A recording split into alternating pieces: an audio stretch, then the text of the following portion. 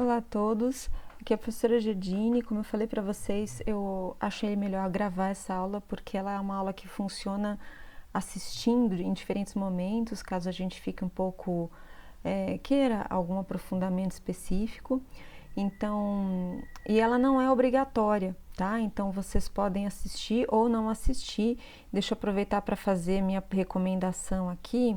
Eu abri para vocês na biblioteca online a última versão do livro Biologia Celular e Molecular do Junqueira e Carneiro.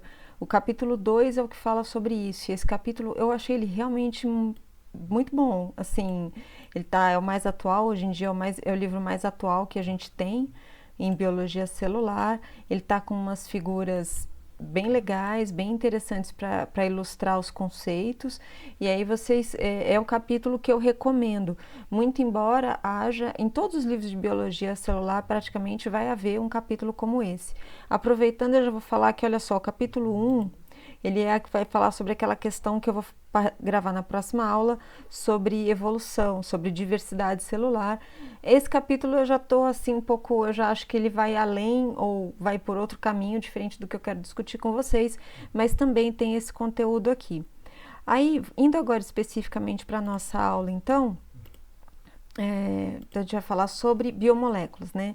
Biomoléculas que incluem todos os tipos de molécula que a gente vai precisar para compor uma célula, um tecido e um organismo vivo. Então, eu queria começar pensando com vocês, fazendo uma comparação, né?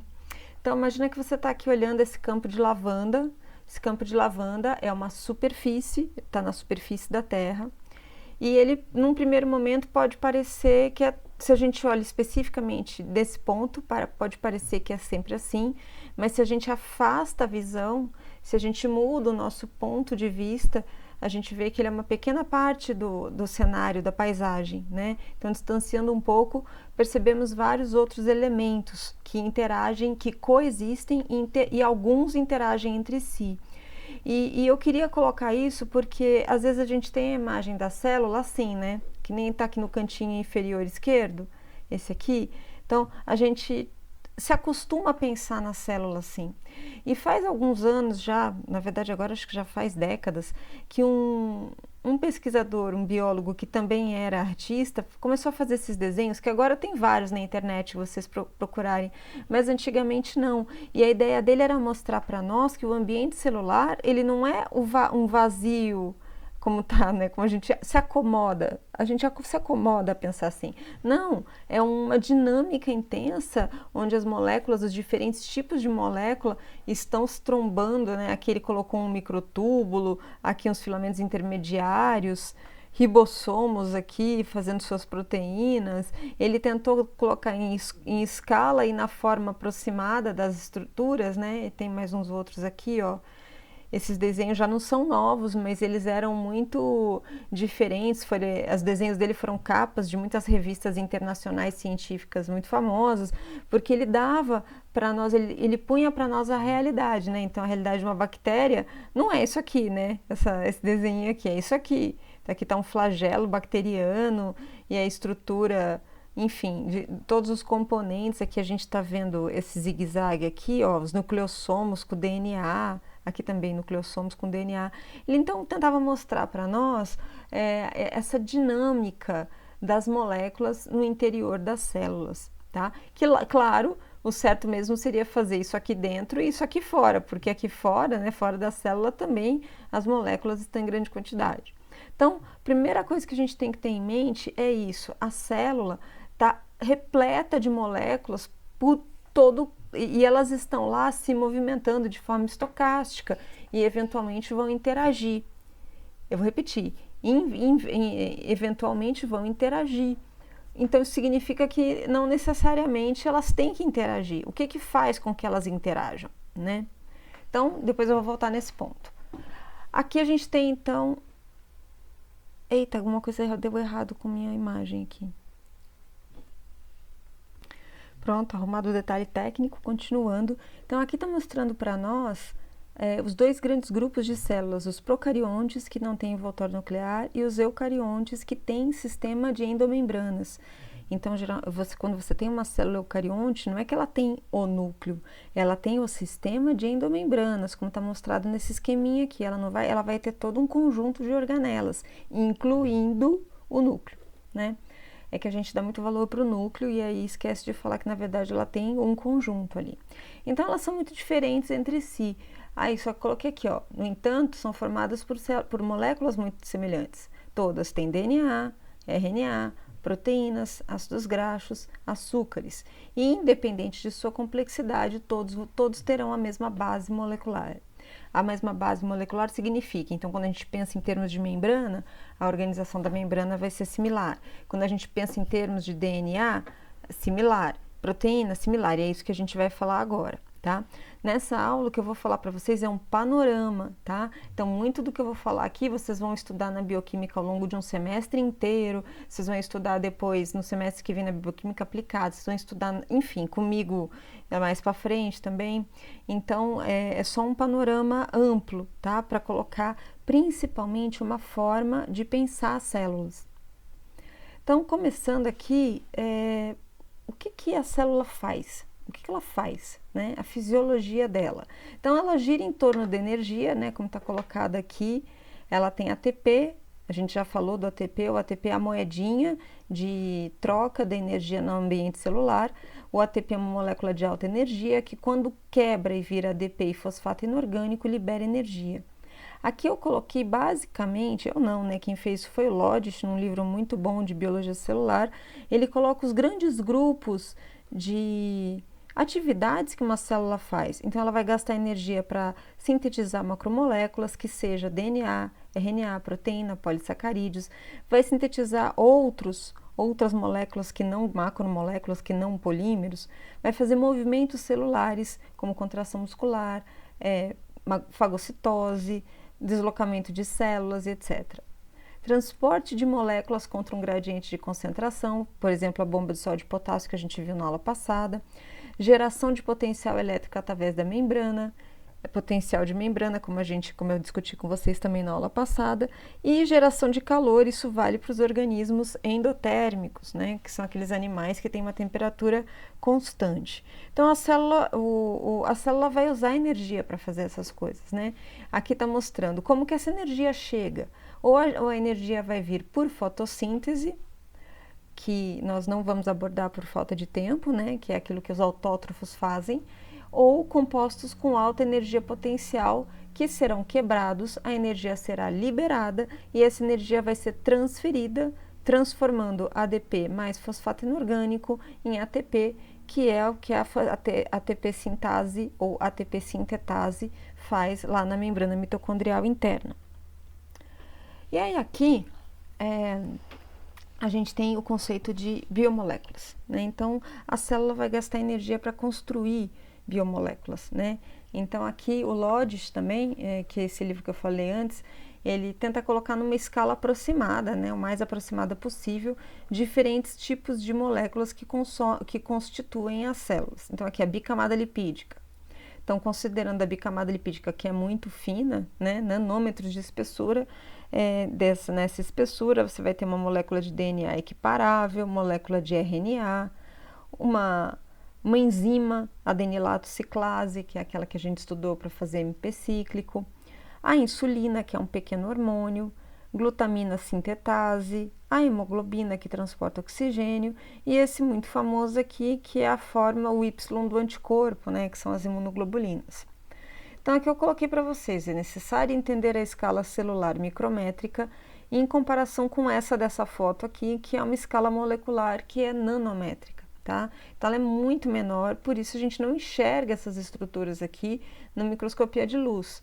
Na verdade, nem na microscopia eletrônica, muitas vezes a gente consegue ver, a gente consegue estimar a forma, né? Muitas vezes o que a gente tem são modelos, isso aqui que vocês estão vendo aqui são modelos, né?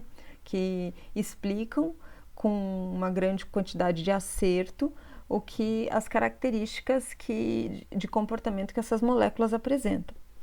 Então, aqui podemos ver como algumas ocupam o espaço. Então, aqui está tentando mostrar para nós a organização delas no espaço. São muito diferentes entre si, algumas são bem pequenas, capaz de atravessar uma membrana por difusão, e outras são muito maiores e têm formas muito diversas. Bom, aí a gente tem os principais componentes moleculares. Então, primeira coisa, temos duas categorias: os inorgânicos, que são aqueles que compõem os seres vivos e os seres não vivos, né? Que, enfim, estão em tudo. Os componentes orgânicos, que também podem ser encontrados fora dos seres vivos, mas que vão constituir a base de construção das suas células, que são ácidos nucleicos, como o DNA e RNA, as proteínas, os açúcares e os lipídios, a natureza fundamental, né? Aí dentro disso a gente vai ter pequenas ou grandes variações. E o pensamento que temos que todos ter clareza é: as propriedades da água controlaram e continuam a controlar a evolução, a estrutura e a função de todas as células. Um ser vivo, ele não contradiz as leis da física, ele existe, então tem as leis da física, tem as leis da química, tem as leis da biologia, uma se apoia na outra, né? Então a gente tem que ter essa clareza. O que eu vou falar hoje, meninos, eu nem sou a melhor pessoa para dar essa aula, eu acho que tinha que ser uma pessoa da química, uma pessoa mais de uma área mais biofísica, talvez, mas é só para, como eu disse para vocês, para dar um panorama, certo? E aí tem alguns fundamentos que ajudam a gente a entender de forma abstrata o que a gente vai estudar de forma concreta ao longo do curso. O primeiro é esse primeiro fundamento aqui: complementaridade molecular. Então, vamos analisar esse desenhinho aqui. Eu tenho uma proteína A, ela tem uma forma assimétrica, né? Então, tem uma região aqui, na região mais esquerda, tem uma região mais central diferente. E aí eu tenho uma proteína B. Essas duas proteínas são diferentes, elas são diferentes. Parece até pecinhas de encaixar, é lógico que elas foram feitas assim para provocar uma reflexão. Mas não é só isso, além de uma forma que parece complementar, elas apresentam regiões com naturezas químicas diversas. Por exemplo, esse CH3 aqui, que é um grupo metil, é apolar. Então, essa região da proteína A é apolar, essa região da proteína B é apolar. Então, elas têm uma certa interação de afinidade por efeito hidrofóbico, que a gente vai falar depois, que é o oposto desse aqui. Então, nessa região, a proteína A tem carga positiva e a proteína B tem carga negativa, que é o inverso dessa região aqui onde está o mouse agora.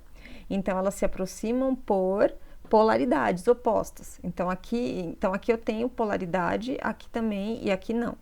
Aqui eu tenho interações não covalentes, aquelas onde você tem digamos assim, um desvio temporário de carga, uma provocação temporária, alteração temporária de carga, e aí essa alteração vai promover uma afinidade aqui entre essas duas. E aí o que acontece? A soma dessas diferentes interações complementares faz com que as duas proteínas interajam ou tenham uma probabilidade maior de interagir naquela baguncinha lá do citoplasma que a gente tem que ter em mente, né? Porque a gente tem que pensar, poxa, num universo gigante, para uma molécula é gigante, que é a célula, como que elas se encontram, né? Como que elas se acham para interagir, né? Então, interações bioquímicas entre moléculas complementares ajudam a definir a estrutura de complexos maiores com alta afinidade de ligação. Então, quando você tem uma estrutura muito grande, por exemplo, quando a gente estudou a fosforilação oxidativa, tinha aqueles complexos 1, 2, 3, 4 de membrana, aquilo não é uma proteína, eles são várias proteínas, tá? Cada complexo tem diversas proteínas, o próprio ribossomo tem dezenas de proteínas. Então, como é que a gente faz para juntar tudo isso? Como é que como é que esse quebra-cabeça se monta se não tem uma mão lá montando? Primeira questão, nós temos essas interações complementares. Aí nós temos um outro conceito que permeia a formação das biomoléculas, a formação de polímeros. Então, a célula faz os monômeros, por exemplo, os aminoácidos são monômeros de proteínas, os nucleotídeos são monômeros de ácidos nucleicos, que é o que está mostrado aqui, os monômeros de ácido desoxirribonucleico, que se polimerizam fazendo uma dupla hélice, que por sua vez tem uma complementaridade aqui nas bases nitrogenadas. Então, a gente faz a partir de monômeros, a célula constrói polímeros. Esses não são os dois, tem mais polímeros, né? Tem, por exemplo, o glicogênio, amido nas plantas, né? Então, tem vários outros exemplos de polímeros que também são feitos, mas esses, assim, para nós aqui na Biocell, DNA, RNA e proteínas são aqueles que a gente vai falar mais, tá? Terceiro conceito importante é que as reações químicas, né, elas são reversíveis, né, são reversíveis. Aqui está mostrando esquematicamente, eu não vou ficar falando desse K, embora eu espere que você já tenha estudado isso, a gente não vai trabalhar isso em termos matemáticos na biologia celular, mas eu quero recuperar o conceito com vocês. As reações químicas são sempre reversíveis, sendo que a quantidade de reagentes e produtos no equilíbrio pode ser estimada, né? Então, a gente tem uma constante de equilíbrio, que, na verdade, no ambiente biológico, não é a mesma coisa de uma reação química simples, porque esses produtos aqui, por sua vez, muitas vezes já são reagentes de uma outra reação, que já desloca isso, né? Então, olha só, as reações químicas são reversíveis, mas dentro do contexto celular, muitas vezes serão irreversíveis. E isso acontece porque os produtos de uma reação, muitas vezes já são reagentes de uma próxima reação. Então, você tem uma escada, uma escadinha de reações que impede o retorno. Então, às vezes é dessa forma que a célula vai transformar uma reação que, em teoria, é reversível em algo que acaba se tornando irreversível no ambiente celular. Um outro conceito, energia doada pela hidrólise do ATP. Então, ATP, né, é adenosina trifosfato de adenosina, tem aquela característica dos grupos fosfatos que são ligados nesse nucleotídeo, e esse terceiro fosfato de alta energia, na verdade ele fala, as duas ligações, a beta e a gama, são de alta energia, e de forma geral, com pouquíssimas exceções, só essa terceira vai ser quebrada para liberar energia. Então, a quebra das ligações do fosfato vai doar a energia para uma grande parte do metabolismo celular que demanda esse input energético, essa entrada de energia, como a gente viu o exemplo bem claro das bombas que transportam contra gradiente de concentração. Existem diversos outros exemplos onde há necessidade de gasto energético, por exemplo, as proteínas motoras, que a adeneína no citoesqueleto vai precisar, para andar sobre os microtúbulos, ela vai gastar ATP, né?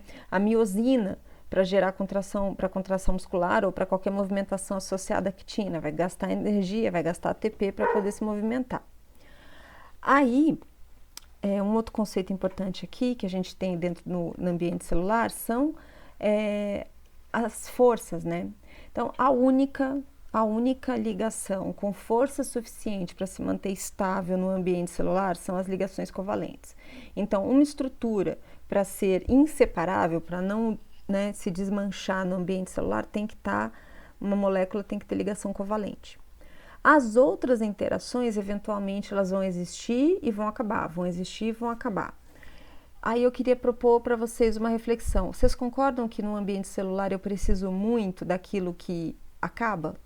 Porque senão não tem como o metabolismo celular evoluir, não tem como ele ir acontecendo, né?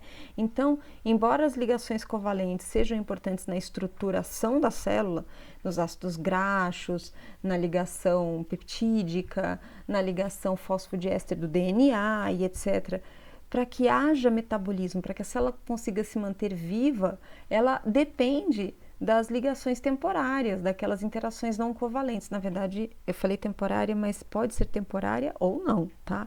Aqui, por exemplo, as ligações de hidrogênio entre as bases de nucleotídeo do DNA, né? Então, energias relativas. Então, aqui está mostrando para nós essa escala entre ligações covalentes e interações não covalentes. Quer dizer que aqui está mostrando para nós a quantidade de input energético necessário para quebrar essas ligações. Aí, a molécula de água, que nem aquela frase que eu coloquei lá, que tudo foi estruturado em cima da água. Então, a água, ela constrói quem somos, né? Então, todo mundo aqui já deve ter visto a molécula de água. Só vou fazer uma recapitulação aqui de alguns aspectos importantes para nós. Primeiro, apresenta distribuição assimétrica de carga, que é o que esse deltinha menos e o deltinha mais está mostrando. Ela também tem uma estrutura assimétrica, né? Ela não é reta, ela tem essa característica. E há a presença de ligações de hidrogênios entre a molécula de água, que aqui está mostrado como essas bolinhas, como esses pontinhos, né? Então, o que a gente tem? A gente tem que, na verdade, existe a molécula de água, mas as moléculas de água formam como se fosse um tecido, né? Então, eu tenho um tecido de água, as moléculas interagem, elas não estão soltas como nos gases, né? Então, e as substâncias hidrofílicas, que são aquelas que têm a distribuição assimétrica de carga ou que vão ter carga, elas são capazes de formar pontos de hidrogênio com as moléculas de água. E as pontes de hidrogênio são daquelas forças, aquelas interações que são criadas e destruídas, ou seja, temporárias, tão importantes para a manifestação da vida. E num outro grupo, a gente vai ter as substâncias hidrofóbicas, que são de moléculas apolares, ou seja, elas não têm distribuição de carga, elas não têm carga e elas não conseguem interagir com a água, tá? Elas não conseguem interagir com a água. Aqui está mostrando uma interação entre o álcool e a água. Nem todos vão conseguir interagir bem, embora eu não vá falar sobre isso agora de álcool, mas eu queria, continuando aqui falando especificamente de água, as moléculas de água permanecem continuamente trocando prótons entre si. Então, eu posso ter duas moléculas de água, ou eu posso ter um hidroxílio e um hidrônio, né? Então, acho que quando a gente fala do H+, na verdade, a gente está falando dessa molécula aqui, né? E essa distribuição de carga, a escala de pH, reflete a concentração de íons hidrônio naquela solução. Então, a gente vai ter que, isso vai interferir com a atividade de enzimas, isso vai interferir com dobramento de estruturas, isso vai interferir demais. O pH é uma das características mais importantes no ambiente celular, tá? Então, o pH realmente, a quantidade de ácido, a quantidade de base que a gente tem naquela solução, interfere no metabolismo, nas enzimas que estão funcionando, nas que param de funcionar, enfim, em diversos mecanismos fisiológicos da célula. Então, o que eu quero dizer com isso? Lembrar de pensar, qual será o pH? O que está acontecendo ali em relação às cargas na água? Isso é um pensamento, é um cuidado interessante quando a gente está estudando biologia, principalmente biologia no nível celular e molecular. Aí, falamos de água, temos que falar, ok, então temos moléculas que são apolares. O que vai acontecer nesses casos? Então, quando interagem com moléculas hidrofóbicas, as moléculas de água se organizam, o que diminui a entropia do sistema, que é o que está mostrando para aqui, esse retículo, essa organização das moléculas de água para excluir as moléculas hidrofóbicas. E aí, por exemplo, aqui eu tenho uma gotícula lipídica, aqui tenho outra, e aí isso tende a agregar, porque aqui eu vou aumentar a entropia do sistema, né? Então aqui a entropia está menor, isso é instável, então eu vou tender a juntar as gotículas apolares, fazendo apenas um único retículo para liberar moléculas livres aqui, tá? Então esse efeito aqui, por que isso aqui é importante para nós? Para a gente entender que um dos processos, por exemplo, quando eu digo para vocês que espontaneamente in vitro, a gente consegue fazer uma membrana, uma bicamada lipídica, que é aquele lipossomo, né, que a gente estudou na aula de membrana, é por causa disso, né? É por causa disso. Por conta da entropia, da dinâmica, termodinâmica dessas moléculas, tá? Então, a agregação das moléculas hidrofóbicas aumenta a entropia e é, portanto, um estado mais favorável. Se você, assim como eu, quando eu estou na faculdade, não entendeu, não lembra muito bem o que é entropia, a questão é termodinâmica, foge do escopo dessa aula, aí a gente pode conversar depois, eu te passo alguma literatura e você... mas vem conversar comigo, não vou falar mais sobre isso agora, não. Aqui, forças de Van der Waals.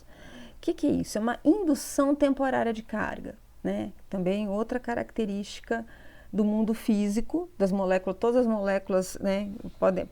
A gente estuda isso na química e no ambiente celular isso é muito interessante. Então, são cargas transitórias na nuvem de elétrons que podem gerar forças de atração fracas, né? Então a gente tem aqui esse deltinha menos, deltinha mais, então a gente vai ter aqui essa distribuição assimétrica de carga que faz que temporariamente essas moléculas que na verdade não teriam carga se aproximem, tenham uma certa afinidade que de uma forma temporária, que é extremamente útil no ambiente de alta energia. A gente diz que o ambiente celular é um ambiente de alta energia para que ocorram as reações metabólicas. Um outro conceito importante aqui, quem é? O que é que constitui as nossas células? Então, quais são os elementos mais comuns em biomoléculas e, consequentemente, nas células, né? Então, eu vou começar analisando aqui, né? Carbono, hidrogênio, oxigênio e nitrogênio equivalem a mais de 96% do peso dos organismos vivos, né? Então, é muito, né? Carbono, hidrogênio, oxigênio e nitrogênio. Fora esses que estão aqui na tabela também, né? O carbono, o hidrogênio, o oxigênio e nitrogênio.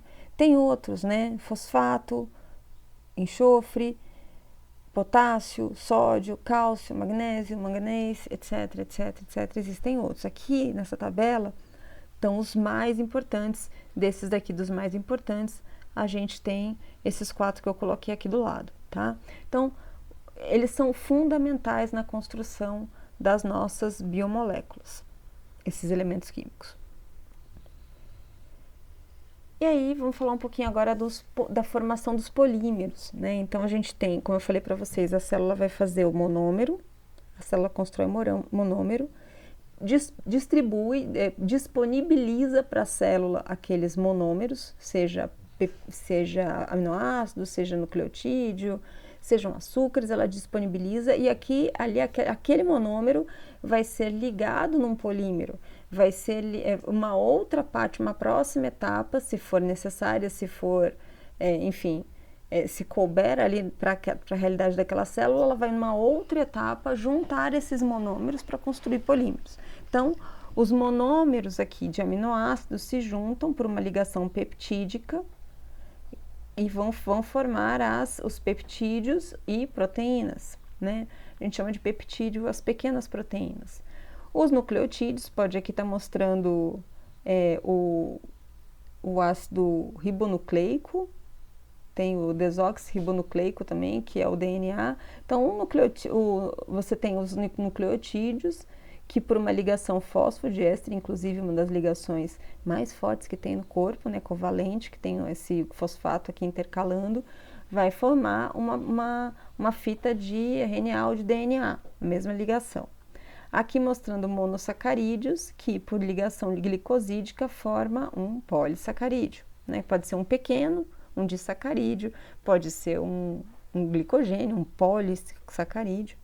E aqui, por último, está mostrando umas moléculas mais sofisticadas, onde a gente tem ácidos graxos associados a glicerol e grupamentos polares. Aqui a gente tem uma molécula já mais sofisticada, é uma molécula anfipática. Essas moléculas têm a distribuição assimétrica de carga, ou seja, elas são apolares nas suas caudas, cauda hidrofóbica de ácido graxo, e são polares na sua região. Aqui coloca apical, né, mas pode ser basal, dependendo da orientação que ela tiver. Na outra região, então, ela vai ter carga. Então, ela é hidrofílica nessa região aqui e hidrofóbica nessa região aqui, tá? E essas aqui, não vão fazer polímeros. Então, eu não tenho polímero aqui. Eu tenho um grupo de moléculas que foram unidas por efeito hidrofóbico, tá? Por conta das suas caudas, das suas longas caudas de ácido graxo. Então, voltando naquele conceito lá que a gente mostrou primeiro da complementaridade, então aqui está explorando um pouco mais isso, né? A complementaridade é definida por forma, a forma delas que se encaixam aqui, carga, tem carga em algumas regiões, polaridade, ou seja, só simplesmente uma distribuição de cargas aqui, e hidrofobicidade das suas superfícies. Então, olhem só, eu achei muito interessante essa figurinha aqui, porque a proteína A é a mesma, nos dois parzinhos. Aí a gente tem a proteína B, veja que a proteína B, num relance, até pode lembrar ser parecida com a C, mas são um pouquinho diferentes. Sendo que na B, a gente vai ter uma região de hidrofobicidade que na interação de A com C não existe. Aqui existe uma interação em algumas regiões, mas olha só, aqui eu tenho menos e menos, aqui eu tenho menos e mais, aqui eu tenho as cargas, a região hidrofóbica que aqui não tem, aqui eu tenho mais e mais, aqui é mais e menos, eu tenho e outras que estão. Então, assim, proteína A e C podem interagir de forma menos, vão interagir menos, e essa região aqui e essa interação pode ser mais estável. Nem sempre o que a gente quer é estabilidade, tá? Tenhamos isso em mente. Às vezes o que a gente quer é uma interação temporária. Pode ser muito útil a interação estável e pode ser que não, tá? Então é só uma característica da interação de A e B e A e C, sem pôr escala de valores aqui, o que é melhor e o que é pior. Essa é uma característica. Aí a gente tem uma outra característica muito legal que a gente nunca para pensar, né?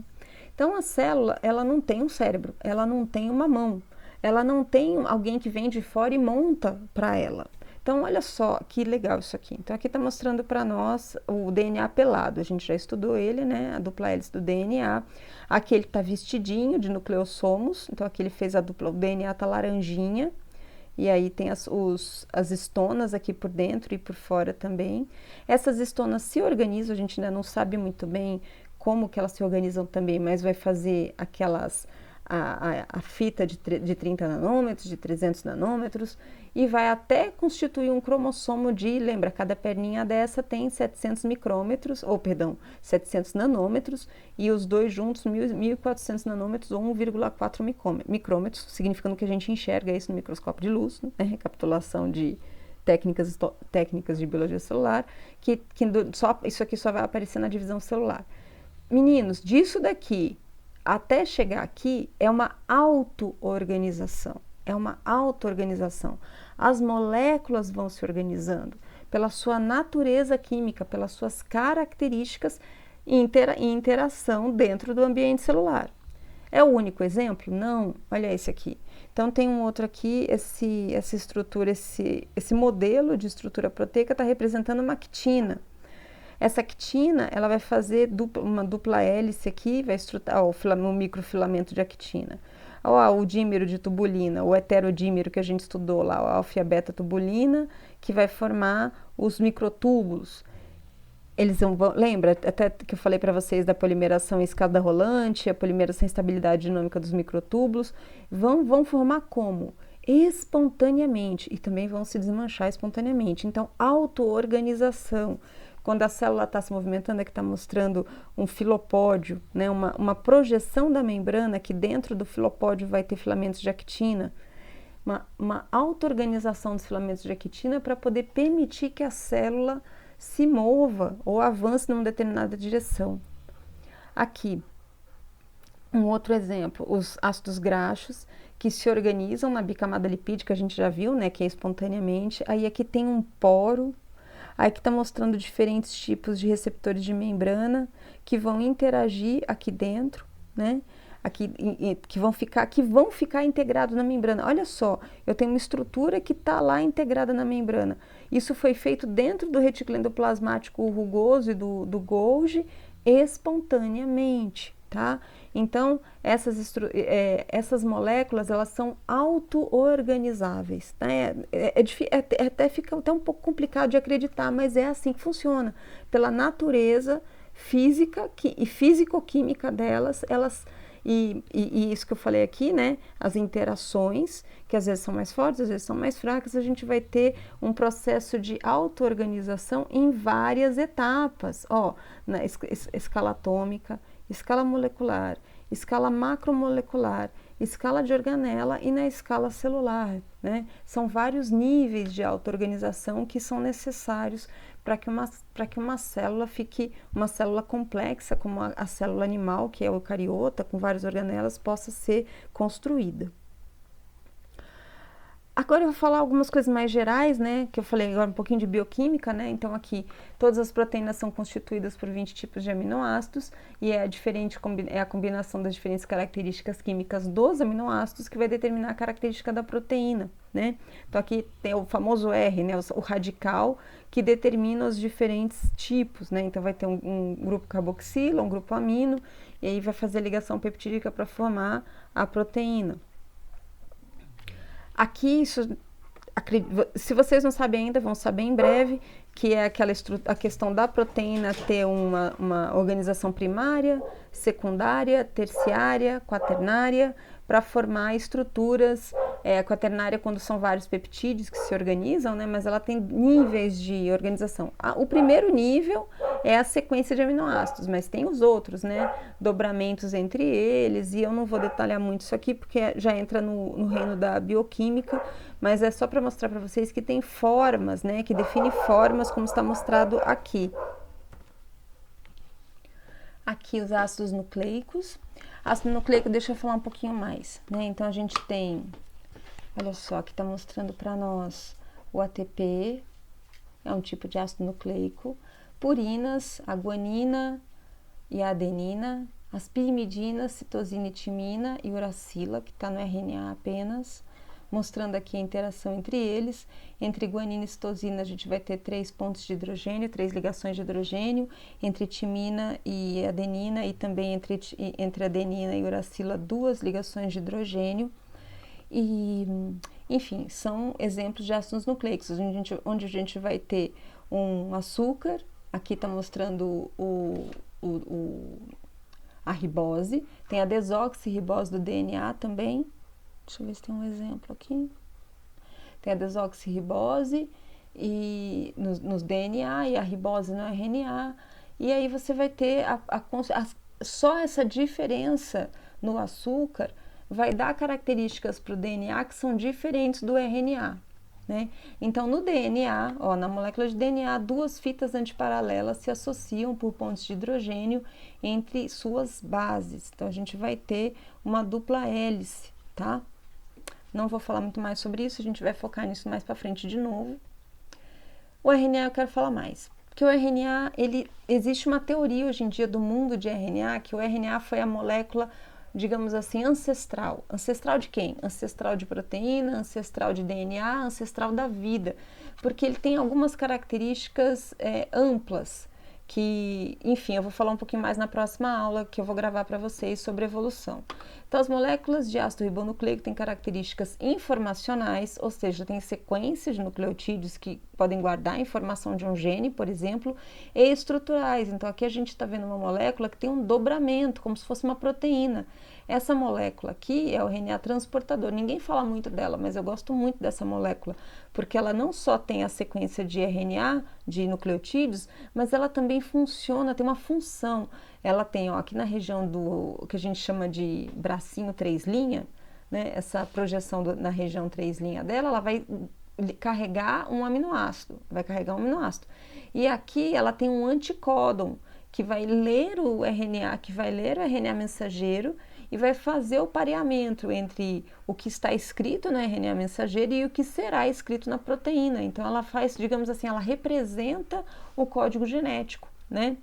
Isso é um exemplo de RNA, porque olha só, apesar de ser fita simples, ela é capaz de sofrer dobramentos que permitem pareamento entre as bases da sua sequência. E tem vários tipos, RNA mensageiro, RNA ribossômico, esses aqui que entram na constituição do ribossomo, o RNA transportador, que é esse que está mostrado aqui, o microRNA, que foi uma estrela da ciência alguns anos atrás, o small nucleolar, isso aqui que vai, enfim, vai atuar, vai ser regulatório, e existem outros tipos também que a gente não vai abordar no curso, enfim, porque foge do escopo das nossas aulas, tá? Mas são, digamos, coletivamente a gente chama de RNAs regulatórios.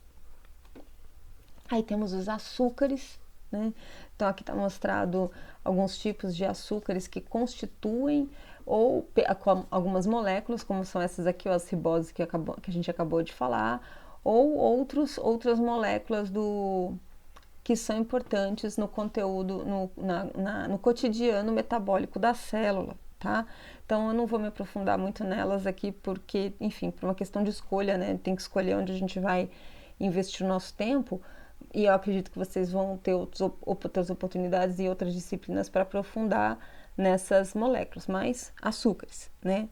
E como eu falei para vocês, eles vão se combinar em lipídios e proteínas de superfície para dar características celulares específicas durante o processo de diferenciação celular. Aqui mostrando um exemplo de polissacarídeo, então, a celulose, no celulose e o glicogênio como exemplos de polissacarídeos formados por repetição de um monômero. Aqui também já falei para vocês antes, né? Isso aqui é um exemplo de um lipídio complexo, onde a gente tem uma molécula anfifílica com uma parte polar e uma parte apolar. E só que esse conceito aqui eu tenho que repetir. Diversamente de outras macromoléculas, a membrana plasmática não é formada por polímero, não é uma ligação covalente entre as unidades. É uma interação formada por efeito hidrofóbico, né? Então elas estão aqui para fugir da água, né? Elas estão tentando se organizar para excluir a água, ou a água organiza elas, enfim, é uma natureza de interação desse tipo de molécula. Fosfoglicerídeos. Então, todo mundo tem que saber isso, meninos, porque essa molécula aqui é fundamental para entender membrana. Fosfolipídios são as moléculas mais comuns na formação das membranas celulares. O que a gente vai ter? Um cabide de 3 carbonos chamado glicerol. Em 2 carbonos desse glicerol, a gente vai ter ancorados por ligação covalente ácidos graxos, tá? Ácidos graxos de diferentes tamanhos. Ó, achei muito interessante que aqui ele mostra que eles têm diferentes tamanhos, tá? Até aqui está ilustrado um muito famoso, um fosfolipídio muito comum, que é a fosfatidilcolina. No terceiro carbono tem um grupamento fosfato, e esse grupamento fosfato vai estar covalentemente ligado a uma região, a uma molécula hidrofílica.